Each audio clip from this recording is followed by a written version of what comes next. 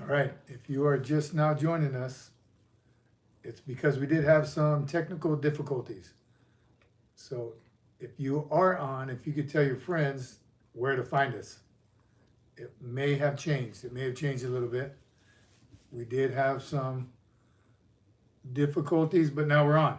I think we're live. I think it's on. If we are, somebody send us a message, please, right now. Let us know you can see us and you can hear us. You're on, but there's nobody there, but that's okay. Oh, well, there's nobody here yet, so we'll wait, and hopefully we can see soon who joins us so we know when to actually get started.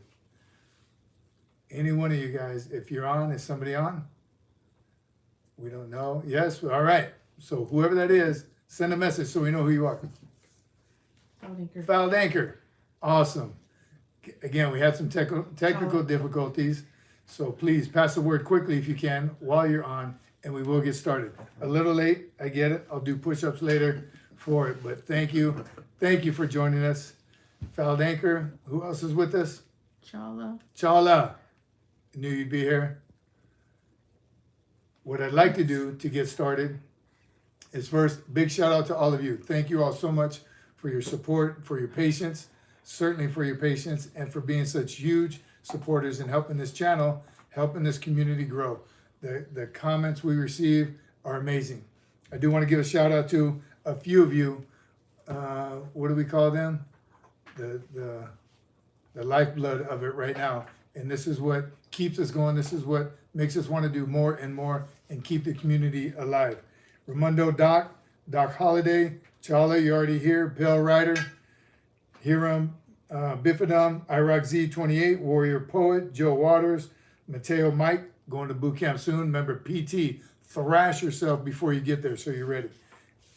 Update all your Marine Corps knowledge, general orders, leadership traits, principles, all that stuff. Watch the last video. I think I talked about it, the short. Two Wheels Kenobi, AKA Knuckle Drag Nation. Great comment you just had the other day. Fouled Anchor, always a huge supporter. Texas Rig Scotty, SoCal Jarhead, Chicken has arisen. Where you at, Chicken? Doberman Pack, love your stories.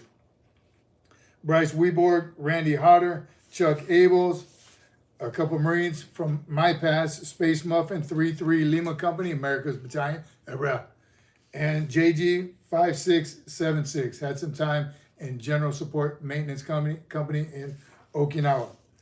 Big shout out to little James Smith. Where you at, James? And B.O. I know you're out there. Big Brian Olea and family. Love you guys. All right. Again, thanks everyone for all your support. Continue to support. If you want to help and be even a bigger supporter, go in the description and check on those links down there. Check all the links down there. You don't have to buy anything. Do what you want with them, but please check them, click them, tell your friends, like and subscribe. We want more subscribers. We're over 10,000. We hit that last time. That's why we did it. This community is growing and we love it. Semper Fi, my friends. All right. You see the gentleman next to me? Sorry for the long intro, but I'm working on that part. And I'll get it down to a science here pretty quick. After the technical difficulties, of course. So, next to me, I have a very good friend of mine, very good friend of the family. We love him, his wife, his kids, his dogs, especially his dogs. Working together for a few years now. This dude, I got to tell you, and I'm going to ask him a bunch of questions. Some I do know the answers to, some I don't. So I'm going to learn just as much from him as the rest of you as well. But a United States Marine, Master Sergeant, retired, Josiah Moreno. Welcome, brother. Thanks for coming. Appreciate it. Thanks for having me. So again, before I turn it over and start asking some questions, and please feel free to ask questions as you come along. Once I ask him where he's from, his MOS, and how many years and all that, if you have questions, please put them in the description or send them in, and then we'll hit them as we go along. But please, first and foremost, I'm gonna give him a few minutes to introduce himself, and then I'm gonna hit him with some very tough questions. All right, Josiah. All right. Well, once again, thanks for having me. So, Semper Fi, my friends. My name is Josiah Moreno, and I'm originally from San Antonio, Texas. And it's the great state of Texas, being providing a lot of Marines out there.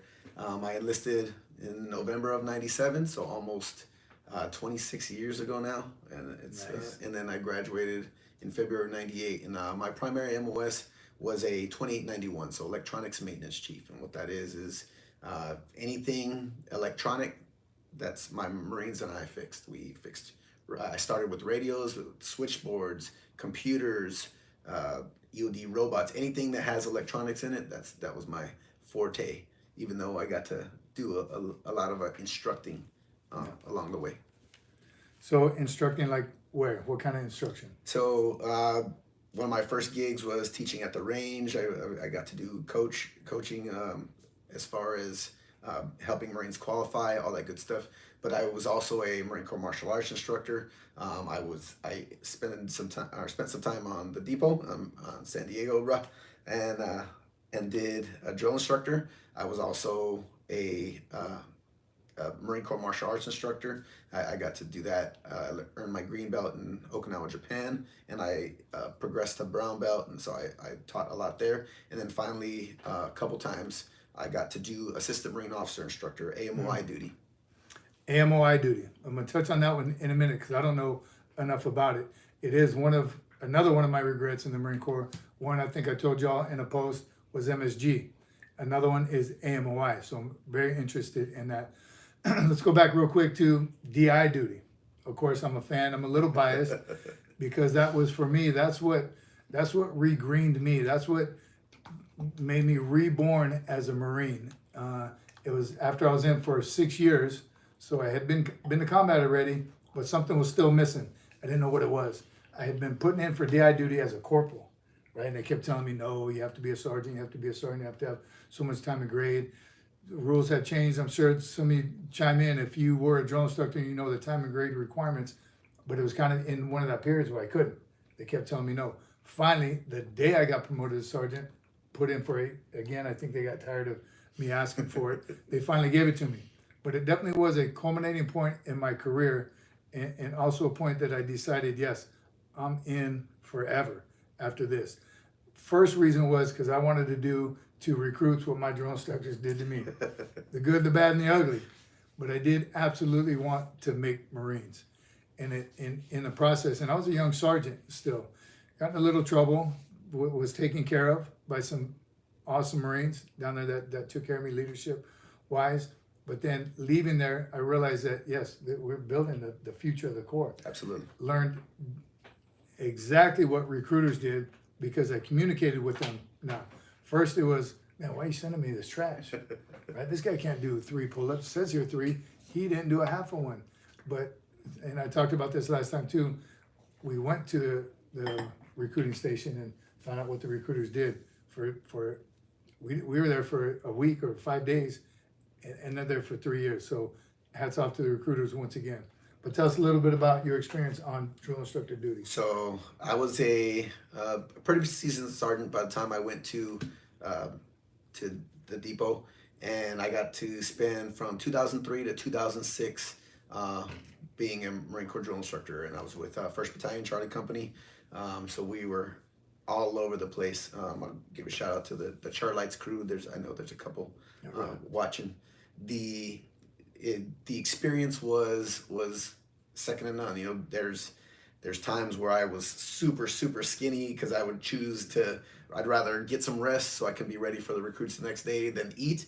So I lost a ton of weight, and I probably need to get on that plan again, and just trying to give my best, because I know that was the future of the Marine Corps. And that drill instructor duty opened up so many opportunities, not just AMOI duty, but also the time that I got to spend at Officer Candidate School as well in Quantico. And that's, again, get into AMOI here in a minute. And something about that, what he said about food and losing and gaining weight is very interesting, because you don't have enough time to eat. You don't eat when the recruits eat because you're watching them.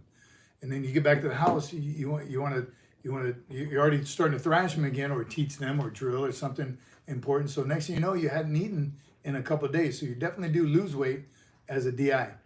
Your run time, strangely enough, goes down as well, because you're not running 3+ miles anymore. The recruits on the depot run 3 miles twice. Yes. Right? The initial That's PFT and the final PFT. the rest of the runs are pretty short. They're intense, and it's of course PT is tough, but you're not doing those long runs and increasing your own Not at all. It's physical more fitness. short sprints in between recruits and, And that's around the it. platoon. I mean, you're moving. Your feet are on fire. You got blisters sure. and everything else. But again, about the food, you don't eat quite a bit. If you don't finally manage it and get a good battle rhythm, you can go a while without eating. For sure. And anybody that spent time in San Diego knows that all the great food down there, especially the great Mexican food. And there's, so I'll let you in on a little secret. I'm partial to not eating avocado. I do not eat avocado. But one of the drill instructors went on a Charlie Romeo chow run and brought back some Colimas burritos. And of course, they had guacamole all over it. That was the one and only time I'll probably ever eat avocado, just because I was trying to get some sustenance in me, just to have some energy to keep with the recruits again. Amazing. Again, San Diego is a beautiful place. We have that DI rivalry, right? Absolutely. Where were you born? And I haven't asked where were you a drill instructor yet, but the PI San Diego rivalry is still alive. It'll never go away since the depots have been there. Love the comments about it. Who's tougher, the mountains of San Diego or the sand fleas of Paris Island? Come on, we know the deal. West Coast, best coast. Great rivalry though. Keep those comments coming. So that was San Diego. How about any other? What other states were you in with the duty stations? Oh man, so I got to be in San Diego, and I got to be in the not so glorious stumps of 29 Palms for a while with school. And then I ended up back there after my time in Virginia, but I got to go to Quantico for a while. I was in 29 Palms with tanks, and then after we left there, once we left 29 Palms, we went over to Albuquerque, New Mexico as part of the AMY duty. After we left Albuquerque, we went overseas to Okinawa, Japan, and then from Japan we went to Tucson, Arizona. So I've been my last couple of years were. Unfortunately, or fortunately, as you see it, living on Air Force bases because the quality of life is, but it's not a Marine Corps base. Interesting Air Force bases. Where you at, Airman? Let's hear about it. Your dormitories are beautiful. I had an opportunity to go to an Air Force Staff and SEAL Academy, and I, strangely enough, had my own dorm, and we had our own rec room that was fully stocked with food and candy and movies, and just everything was amazing. And eat at the dining facility. And it's And not the a dining chow facility, hall. not DFAC. the chow hall. Yeah, amazing experience there. So of all those duty stations, pretty diverse, and all Marines have similar stories all over the United States and overseas. Which one was your favorite? You and the family? What made it the favorite? So the first time I went to Okinawa, I was by myself for 16 months in preparation for DI school. But the second time with the family, that was hands down our best duty station. We lived on the Air Force base because I lived up on one of the bases higher up on the island, so it took a while to get to, and it was kind of remote. I didn't work all the way up on Schwab, but just a little lower. But living on Kadena Air Force Base, we were the Marine couple. So we lived, we were surrounded by airmen, soldiers, and a couple people from the Navy as well. But we were that Marine couple that lived there, and we just had the most awesome neighbors. One of the stories that I remember specifically from that neighborhood, one of my son's bike got stolen, and he was heartbroken. And the neighbors found out, well, when I was gone at work, as I usually was, the neighbors brought over a brand new bike and gave it to my son. And it was just that the neighbors there were hands down the best. And we hung out together, and we became each other's family. Because leaving the island's kind of hard, going back and forth between the states and stuff. So we stayed there a lot of the times, and we did get to travel there. We got to go visit China and all kinds of stuff. So, but that's hands down Okinawa, Japan. We have a sign in our living room that says, "I miss Oki." So yeah, amazing. We do too. We like that. We love that amongst all of our duty stations as well. That seems to be the favorite. Kids growing up there, for sure. It's safe. Our third daughter went to Japanese school from preschool to up to third grade. Very safe environment. She used to walk to school. Sure. With her ID card, getting on campus or getting on base with the Japanese guard at the gate. It was just awesome. Great experience. The food, the people, the culture, For sure. everything about Okinawa is amazing. Truly miss that place as well. Okay, so AMOI again. Let me tell everyone what I know of AMOI, Assistant Marine Officer Instructor. That's correct. Right. So what I understand is you have to be a prior drill instructor, That's right. and then you get selected. And here's what I always heard, because I was a West Coast drill instructor, as were you. So that was my first misconception, is I thought you had to be an East Coast drill instructor because it's near Quantico. So that's you've already cleared that up. No. I mean, that's what I thought this whole time. So I thought maybe that's why I didn't get the call, because I also heard you get called and you get requested. I was thinking, man, maybe I just sucked as a drill instructor and they didn't want me. I'm sure that wasn't it. So I don't know what I want you to tell us that. Explain the selection process. Sure. How do you get it, and can you volunteer for it? And then the experience actually as an AMOI instructor. Sure. So just like you said, Assistant Marine Officer Instructor, you are the senior enlisted advisor to the commander there at whatever unit you go to. The board usually goes April timeframe, and they let out a list via the MAR admins, a list of schools that you can request to go to. Colleges. Yes, colleges that are open and are ready for the senior enlisted advisor at that point. And so the first time I went, it was I chose University of New Mexico. Everybody's a Lobo. I chose that number 13. And this is the thing: when you request to go to Assistant Marine Officer Instructor via the board, because you do have to get boarded, and they'll look at all your qualifications and everything. You list whatever schools. If there's 13 schools, then you list 1 through 13. If there's 20 schools listed, you list 1 through 20. But you also, the order states that you'll go anywhere that they send you, and that includes Permanent Personnel Officer Candidate School or back to the depot. And so I was playing with fire there, going back and like, maybe I don't want to go. But I was a gunnery sergeant at the time. But I know how I viewed gunnies when I was in the field. So.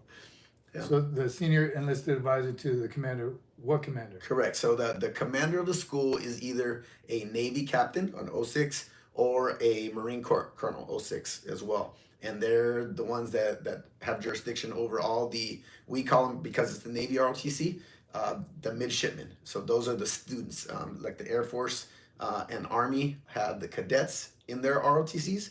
The midshipmen reside for the Navy ROTCs, and there's Navy options and Marine options. So and they're all ROTC. Correct, ROTC, and that's where we established a little relationship with our JROTC counterparts as well, kind of like a mentorship. Yeah. So JROTC high school, Junior Reserve Officer Training Corps, and from there. So what's the number of prior JROTC students? Did you have? Is it a lot? Yeah, there's a big population of prior Junior Reserve Officer Training Corps students in the ROTC, the college level ROTC students. And I got to imagine the difference between a JROTC cadet and a student just at a regular public high school. Tell the difference? A little difference, yes. They're a little more disciplined. They listen a little better. Because we've had, I guess, what's considered like a walk-on, because the ROTC is a professional organization within each university. So there's a walk-ons or standbys that come in and try to be part of the ROTC unit. And by all means, we'll take them, but they have to earn their scholarship at this point. A lot of the prior JROTC have a scholarship, so they get a book stipend, and they get a stipend for attending school, the classes as well. And they'll go, part of their curriculum is attending the leadership lab as well as PT, and we PT pretty often. Nice. So how about the day in the life of a midshipman? Let's go with him first. So sure. Him or her first, and then I'm gonna ask you for the Sure. instructor. Absolutely. So the day in the life of a midshipman, if I was a Marine option midshipman, then I would attend PT on Monday morning, and we'd come in PT at the break of dawn, because the students have to get to class. So you can't, it's not wise to keep them afterwards, because then their grades will suffer and they'll end up getting processed out. And that's not what we're about. We want to make sure that we give them every opportunity to succeed so they can commission and become a potential officer. but they go to PT in the morning. They'll go and shower real quick, grab some breakfast, and then head off to their classes. So we don't see them unless they come in and there's a study room in most units. There's a computer lab in most units where they can come in and study and do homework. But after that, they'll go to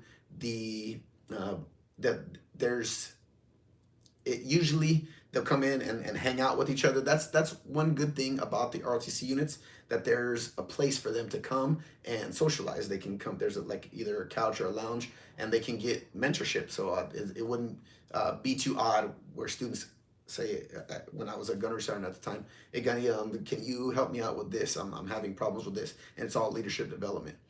They're just asking, I'm having a problem with this in my class, and have you talked to the instructor? And that's the thing. You just want to set them up for success, and instead of being, lost and trying to figure out problems on their own.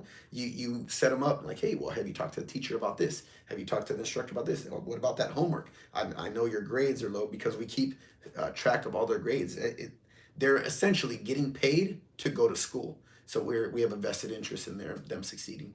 A Tuesday would be like either a lab where they come and learn about, if I was a Marine option, they'll learn about map reading skills or something that's going to help them when they eventually go to OCS between their junior and senior year. And then Wednesday they PT again, and then Thursday is leadership lab for the entire unit. So Navy and Marine options together, and they get classes on financial literacy, they get classes on anything that can help them succeed, the leadership traits, the leadership principles. I know that you've given several classes on those. They get all that indoctrinated in them. Somewhere within the week, they'll be taking either like Tuesdays and Thursdays, they'll take one of the leadership classes that's offered by the ROTC. And then depending on if you're a Navy or Marine option, there's either shipbuilding class, there's navigation classes for the Navy options, and then the Marine classes have amphibious warfare and expeditionary warfare. So they would get all those classes in preparation for officer candidate school. So what about, so what do they wear every day? So students at a Navy ROTC wear their normal clothes except for Thursdays. Thursday is uniform day all day. And sometimes we'd have a little problem with some of the students. They're 1 foot in, 1 foot out, didn't want to wear their uniform the whole day, but that's part of their grade, their leadership lab grade. That's what they would wear. And no matter what, if they're Navy or Marine options, they would wear their full khakis.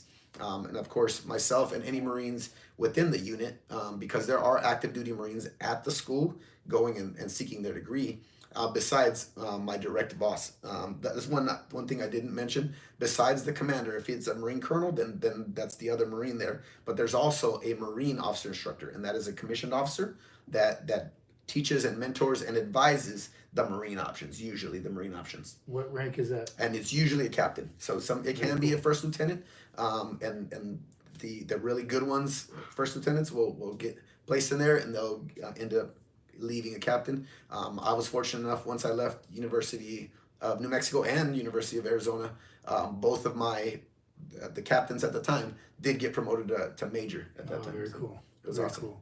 So last thing about the midshipmen, two. Sure. Weekends off? They do have most weekends off. It all depends. If we're doing a fundraiser, we do car washes, because that's the thing. Students don't, they like to do stuff. They like to do stuff on the weekends, or they like to go to field trips. In order to pay for that, there's not necessarily a budget that they can pull from. So they have to do that. There's fundraisers, and we'll do, like the Marine Club would do car washes, especially at Arizona. They love doing car washes because it's super hot and you get sprayed down, and there's, it's Arizona, Tucson, Arizona. So there's a lot of other college students that the NRTC students want to be around. So, but there's most weekends they would have off. Nice. Okay, very last question about the cadets, the midshipmen.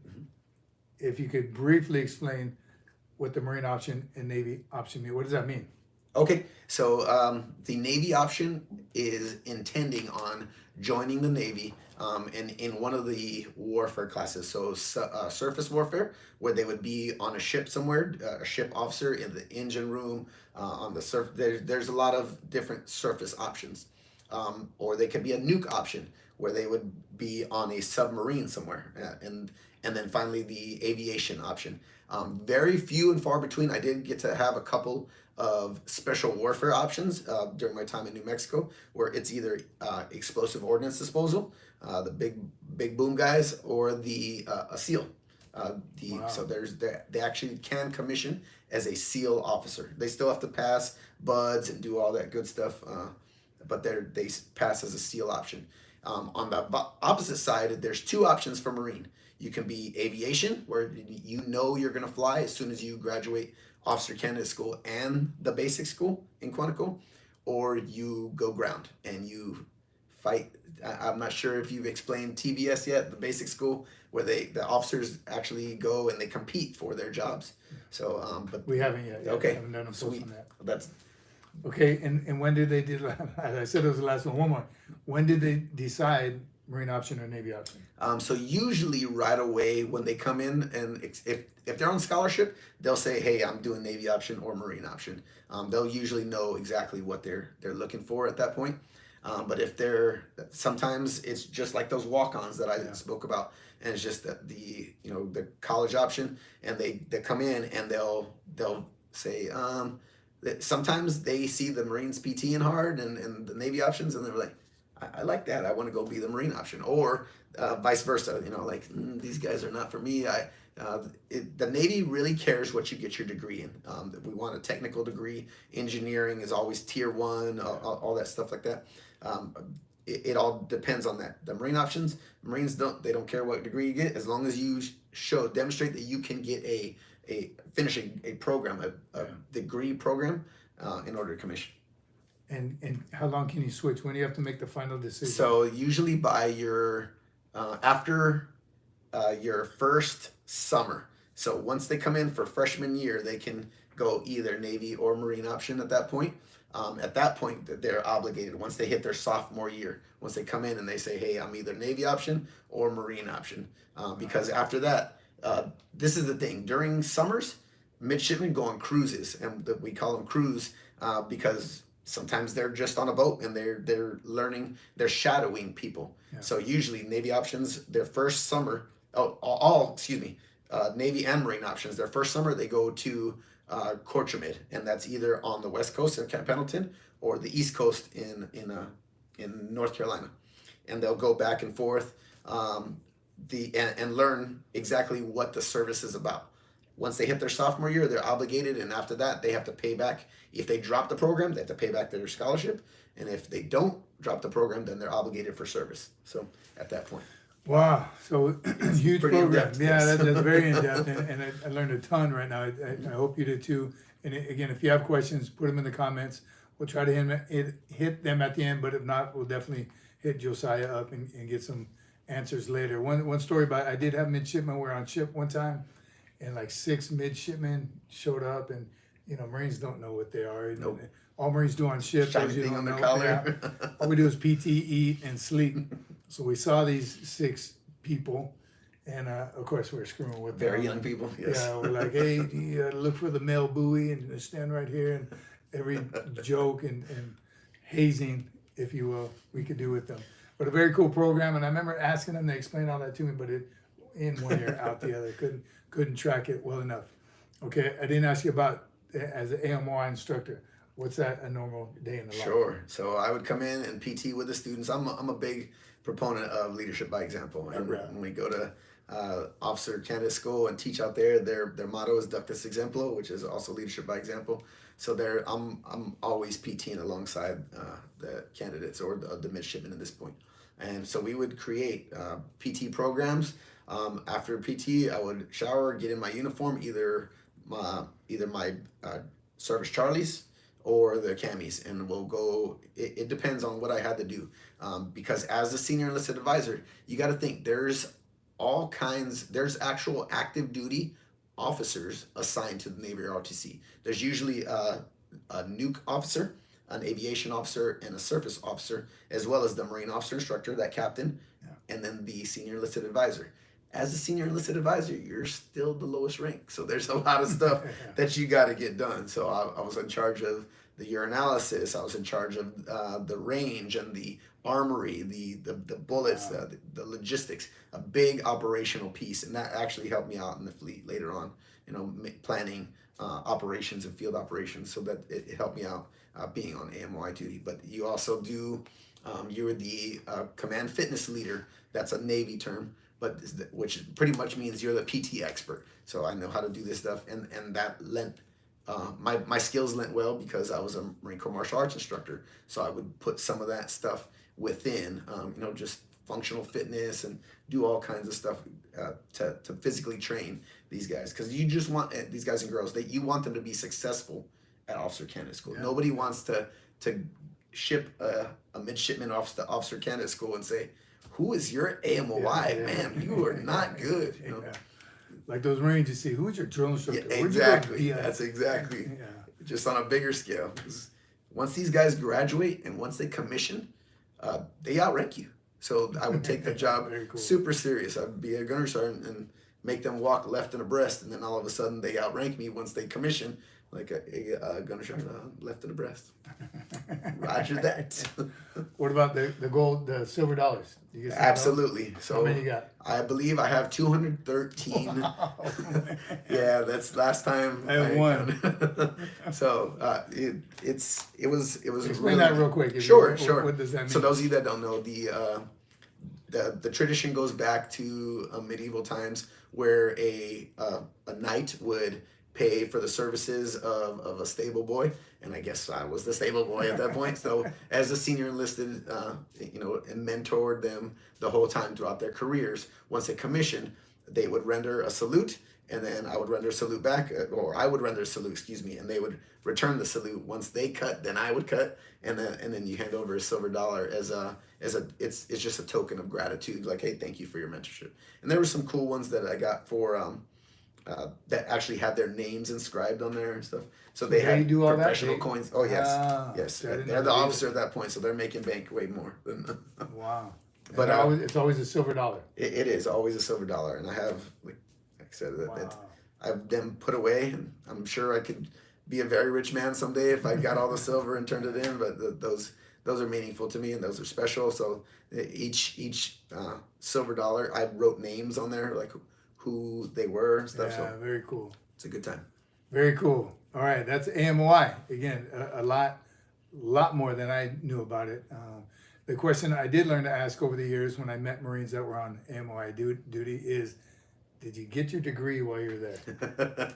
So my first year at University of New Mexico, I was so worried about doing a good job, so I did not finish my degree there. I'm still in the process of getting my degree, and it's through the University of Arizona. That was my last duty station. This is the thing.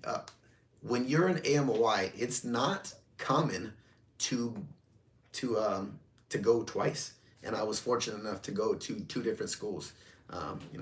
University of New Mexico and University of Arizona, and that's where I'm currently getting my degree in. And I'll finish up. I should finish up in May. So, nice. Yeah, nice. All right. Again, tons of information on AMOI. I'm gonna have I'm gonna rapid fire some questions at you. All right. Let's do this. Be ready. Talked about one, I think, last week. Just some in brief stories that times in your life, and again, we get a lot of these on the comments because we'll have a short about something and it'll spark memory from somebody, For sure. or the new ones that are getting ready to go in or just got in. Man, that's something I can look forward to. So first question, the most memorable re-enlistment. Probably my first one. My first re-enlistment. I got to do a couple different re-enlistments. I did one on the drill field at the drill instructor monument. But my first re-enlistment was in Okinawa the first time I was there. And because I had just gotten my green belt and my master gunner sergeant at the time, my shop chief was all about it. And he's like, let's do a CCX, or close combat exercise. So we were down in the beach and we were covered with sand. We finished up with the O course, and right after we finished the O course, I slapped the top of the wood from climbing the rope, came down, and my chief warrant officer was there and swore in right there. So that was the most memorable re-enlistment. It was a great time. I had a good time in Okinawa. Yeah. Again, I don't know. Every now and then you meet someone say, "Oh, I got island fever. I had to get off the rock." Oh man.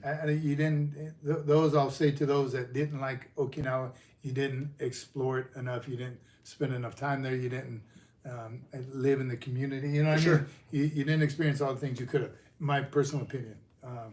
Okay, that was reenlistment. How about your most memorable promotion? Most memorable promotion was probably when I got promoted to Master Sergeant. That was my last promotion. I did get to spend some time in Okinawa again, but this was the second time, and I got to have my wife and my son there. So it was great, and it was in the club, one of the clubs, and my battalion commander had us go through there, and he let my wife pin one. For those of you that don't know, my wife was a Marine as well, which is my favorite Marine. And then my son was there as well. The second favorite. Yes. Okay, very cool. Very cool. How about 3 words to describe your career? First one's educational, like I said, me teaching or vice versa, or me learning. That's the first one. A launch pad. You know, the Marine Corps has helped me get to this place that I'm at now, and in the training and leadership realm within my current position, and I have having a great time. My CEO loves service members. Nice. And then the last one, just honestly, it's memorable. There's so many times where it was all right. It's time for me to get out, and the Marine Corps would reel me back in. Right before I reenlisted, I got to go climb the top of Mount Fuji. I got to do all kinds of stuff, and it was a good time. Like you said, the people that didn't like Okinawa, that necessarily didn't take advantage of the time there. You know, my kids have been to Shanghai Disney and Tokyo Disney and Disney Sea all while we were there in Okinawa for those last 3 years. It was a good time. Yeah, there's certainly some experiences you wouldn't be able to accomplish anywhere else in a different job. And that goes for anything. Like as I forgot to mention, I also got to teach some non-lethals in the Black Sea region. So Romania and Ukraine and Bosnia. That was a good time. So. I always like that because, and I'm actually, this is an easy one. Do you miss it? I miss the clowns. I don't miss the circus. I miss my Marines. And if you didn't say that, I was going to. That's one of my favorite sayings. We saw it a long time ago. Yeah. And I feel the same. Again, there's some stuff like I don't miss the formations and the BS and and the politics of it and the stuff that just drives you crazy. For sure. But damn, you miss the Marines and Absolutely. the camaraderie and the friendships and everything. Again, why we kind of created this channel to create the community so we can continue that. Does it ever go away? And you hear people say, "Let it go, man. You ain't a Marine anymore." Ain't never letting it go, because this is the kind of community that we build. For sure. Friendships, Absolutely. lifelong, just forever. I mean, it just never goes away. All right, very, very serious question. You're from Texas. The great state of Texas. The great state of Texas. Don't mess with Texas. Absolutely. Everything's bigger in Texas. I got it. Except this guy. Look at this comparison. Very serious question. Okay. Fancy ketchup or spicy? Spicy ketchup. Yes. Spicy ketchup. If you All don't know day. the Whataburger spicy ketchup, I have Whataburger spicy ketchup in my refrigerator. That's spicy ketchup. It's different. It is It's different. If you've never had it, different. you got to find somebody. If you're not from Texas, have somebody send it to you. Try to get some. I will send certainly it is to you. Let me know. Awesome. Well, ladies and gentlemen, again, thanks for joining us, Josiah. My pleasure. That was awesome. A lot of fun. We'll check out the comments later. I'm interested to see all of them, some kind of the kinds of questions that you're going to have in comments. Again, please continue to support the channel. Tell your friends, like and subscribe. If you didn't notice already, my shirt, we put out a community post about the shirt. Birthday's coming up. Happy birthday, my friends. All right, this is the shirt. Let us know in the comments if you'd like to purchase one. We are starting to sell them. The merch is coming along. We have production is happening. Okay, we think the post said you're sounding off and we're listening. So know that it is a lot of work. and I know you know, but your support and your motivation for it definitely does help. I like those comments. Where'd you get that shirt? That shirt is, you know what? Let me get one. We have plenty of, not plenty, but we are making the OG shirts is my personal favorite. Keychains, koozies I showed last time, working on all of it. So again, if you want it, let us know. Don't forget to get in the description, click on the links, like and subscribe, share with your friends. Shout out to all of you for being with us this evening. Not sure when the next live will be. Again, if you have some input on that, let us know. There's one more question that I'm gonna ask Josiah. Uh-oh. And be ready for this one. You might know where it's coming from. And this is some of our initial posts where we went through all the enlisted ranks, Okay. right? E1 through E9. And then so obviously the comments are, yeah, when I was a corporal, a lot of good stories. And when I went from corporal to sergeant, the biggest, I don't want to say controversy, but the one that gained the most traction was the sergeant major, master gunnery sergeant, the first sergeant, and the master sergeant. I knew this was And going to you know come where this down. is going. And I've kind of explained a couple of times when you're a gunnery sergeant, you know, how do you choose? Or do you choose? Or what's the route? How do you Sure. go from gunnery sergeant from E7 to E8? And which route do you, and we even had an arrow to show you there's two routes. Absolutely. As an E7 gunnery sergeant, the next step is either first sergeant or master sergeant. How do you get there? Again, we described it a little bit, but it's not a choice. It's not, you don't pick, right? The needs of the Marine Corps is what I try to hammer home. Yes. And some comments, I don't know, again, people just kind of talking trash and building that fire up, which I do love, but you don't have the choice. The Marine Corps decides. A board of Marines decide Yes. based off your career. And how far do they go back? Everyone always asks. Right when you get out of boot camp. All the way. All the way. All the way back. So they look at your career from when you stepped on the yellow footprints to that day that they're going to decide whether you're a master sergeant or first sergeant. So again, you don't choose, you recommend or you Request. You request. Absolutely. On your fitness reports as a gunnery sergeant, and we need to do a post on fitness reports, but you put an M for master sergeant or an F. What block is that? Do you remember? I don't remember. I don't remember what block it is. I just know where it is. I Yeah, can see it in my mind. On the right so. hand, right, it's M or F. Yes. And you put M or F, requesting master sergeant or first sergeant. And again, they search your, review your whole record. And I even heard they don't put photos up anymore. That's Promotion right. boards. That's There are right. No more photos, but it used to be a life-size picture of you on the screen where they pick apart your uniform, your haircut, your mustache, your nose hairs, your ears hairs, everything. They look at all of it. That helps them decide and what you did in your career as a private to a gunnery sergeant, and they decide. So the question is, and some of the comments are, I wanted to be a first sergeant because I wanted to do this, and a first sergeant can't do a master sergeant's job, but a master sergeant can do both jobs. You know them all, right? You know Yes. all the things that people say. So the big question is, what's the difference between the two, Sure. in your opinion? Sure. So the biggest difference, and this is the thing, everybody can say, oh, the diamond versus the cross rifles and the star versus the bursting bomb, there's a rivalry. But if in a good, well-oiled unit, it's always going to be a partnership. The sergeant major and the master gunnery sergeant, the master sergeant and the first sergeant, they're always going to lean on each other and value each other's opinion. The master sergeant, when you go from gunnery sergeant to master sergeant, the best way to describe it is the technical expert. Because I spent so much time in school, because I spent time in school as a private, as a PFC, all the way almost until I was a lance corporal, and then I spent time in school again as a staff sergeant, following the drill field, and then I spent time in school again as a master sergeant, as a senior gunnery sergeant, going to master sergeant for the chief's course.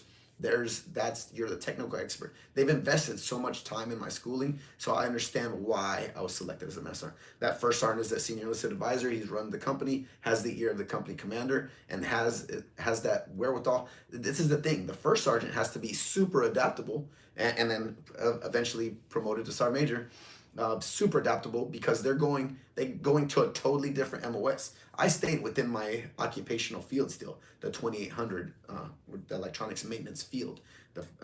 Those Marines, like Sergeant Major, had to go from gunnery sergeant, their last MOS, to a whole new MOS. So they have to be super adaptable. So once again, it's a partnership, and that's the way it can work. The admin side and the honestly just the duty expert. You have to be a very well-rounded Marine.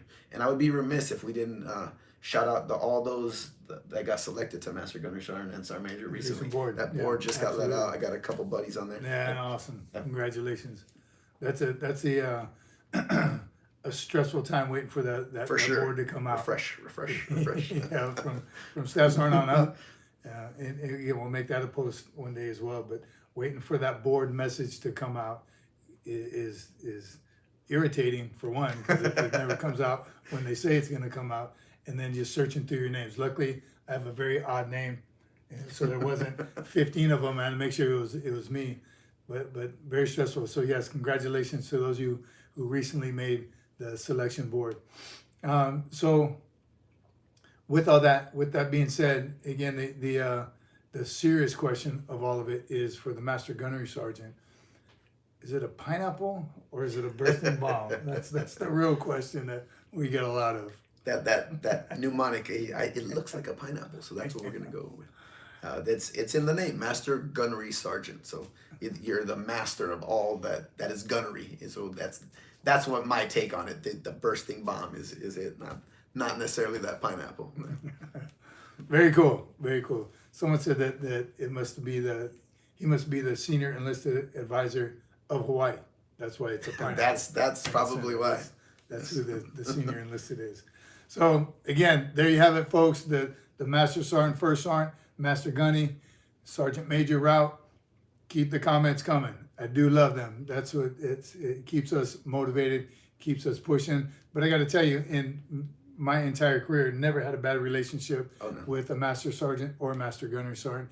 And here's the thing: by the time you get to that level, you're obviously a good leader, or you would have never made it that far. So can they get together and they work together, and the mission accomplishment is bottom line. That's what you're shooting for. So no matter what, that's your goal. So if you're a good person, doesn't matter what rank you are. If you're a good Marine, it doesn't matter what rank you are. If you're a good leader, it all works for mission accomplishment. So there you have it, folks. Thank you one more time. Are you telling me to time out? No, can you mention next week or on the birthday we'll be in SoCal? Absolutely, yes. Getting from my production team right now. Next week, No, 2 weeks on the 10th, Marine Corps birthday, November 10th, 1775. Era. That weekend, we will be in Southern California.